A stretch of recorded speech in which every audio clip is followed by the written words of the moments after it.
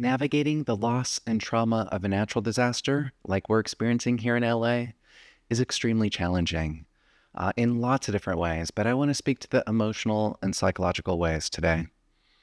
It is profound, right? There's heartbreak, there's grief, there's fear, there's all kinds of different emotions. And sometimes on the flip side, there's numbness and it feels surreal, or we feel disconnected or hollow.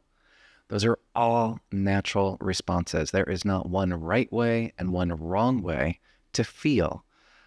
What is helpful in the healing process is radical self-acceptance of any and all of those experiences. Doesn't mean we have to like it. It can be really uncomfortable, really disturbing.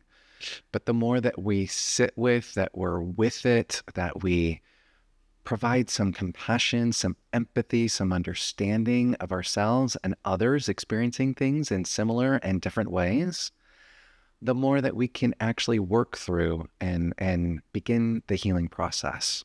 There is no psychological, emotional bypass over what it takes to heal from these kinds of extreme circumstances. So first and foremost, I want to extend my heart to you. I've also been going through it myself as a therapist, certainly helping others going through their own process, but also recognizing my own. So I want to encourage you as well that regardless of what your personal circumstances are, that you also deserve the love, the care, the radical acceptance, the fierce self-compassion for what you're going through. That's the first step, is attending to, acknowledging, noticing what you're experiencing, hopefully having places to express it with trusted loved ones, and, taking care of yourself along the way. These are things as simple as making sure that you're drinking enough clean water, right? Or eating even when you don't have the appetite to, or trying to get as much rest or sleep as you can, as your circumstances allow.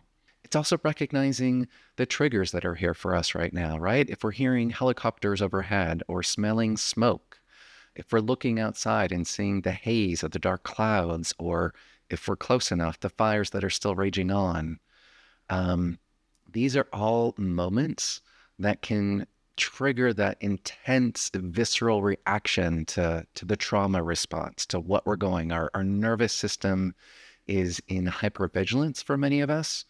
And so recognizing that, making sure if there's anything that we need to attend to, whether that's packing a bag or of our most important belongings, preparing for leaving and evacuating if we need to, that's perfectly valid. But also, if we're safe enough, to take breaks, to stop doom scrolling, not watch the news 24/7, then we can navigate the other things that we need to along the way.